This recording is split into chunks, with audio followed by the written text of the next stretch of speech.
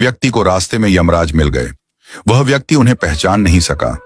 यमराज ने पीने के लिए व्यक्ति से पानी मांगा। उस व्यक्ति ने बिना कोई प्रश्न किए झट से अपनी थैली से पानी निकाला और उन्हें दे दिया। वृद्ध ने कृतज्ञ होकर जल पिया और फिर कहा, वत्स, मैं यमराज हूं। आज तुम्हारी आयु पूरी हो चुकी है और मैं तुम्हारे प्राण हरने आया हूं। यह सुनकर व्यक्ति का चेहरा सफेद पड़ गया। हृदय कांप उठा। डर के मारे उसके पांव लड़खड़ा गए। लेकिन यमराज बोले, डरो नहीं, क्योंकि तुमने मेरी प्यास बुझाई है। अतः मैं तुम्हें एक विशेष अवसर देना चाहता हूं, तुम्हारी किस्मत बदलने का मौका।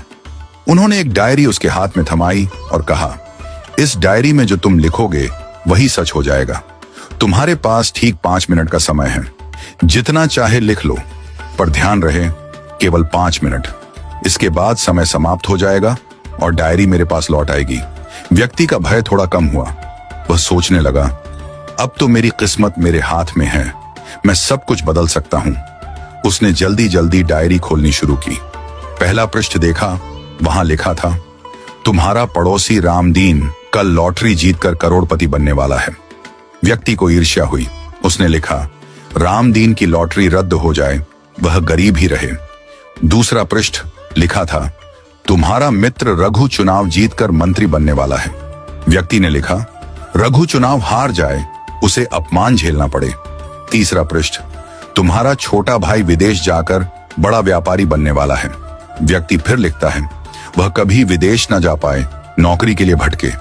इस प्रकार वह एक एक कर पृष्ठ पलटता रहा और हर पन्ने पर दूसरों की खुशियां मिटाने लगा। उसका मन ईर्ष्या और द्वेष से भर गया था। अंत में उसने डायरी का अंतिम पृष्ठ खोला।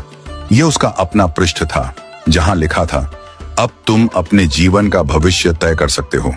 वह मुस्कुराया, पेन उठाया, लेकिन तभी एक ठंडी सी आवाज आई, वत्स, तुम्हारा 5 मिनट का समय समाप्त हो चुका है। यमराज ने धीरे से डायरी उसके हाथ से ले ली और कहा, तुमने अपने जीवन का सबसे कीमती समय दूसरों का बुरा सोचने में बर्बाद कर दिया। न स्वयं के लिए कुछ लिखा, न अपने जीवन को सुधारने की कोशिश की।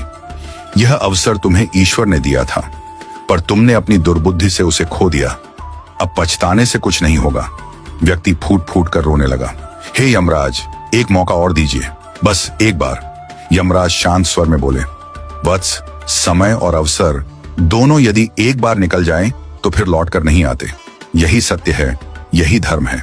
और फिर यमराज अदृश्य हो गए। समय अनमोल है, इसे सोच समझकर उपयोग करो। ईर्ष्या और द्वेष जीवन को नष्ट कर देते हैं।